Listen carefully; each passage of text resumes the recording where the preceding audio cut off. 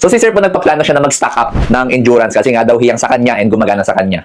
Pero remind ko lang po yung tinatawag nating cycling. So si endurance po ang recommended is meron po dapat tayong cycling. Ibig sabihin, may weeks na iniinom natin siya, tapos may weeks din na hindi natin siya iniinom. So meron po tayong on and off period. So katulad ko po ngayon, off period po ako. Hindi po ako nagtitake ng endurance for 2 weeks. And then after ng 2 weeks na pahinga, magtitake na po ulit ako. Ang recommended po is 6 weeks ka magtitake.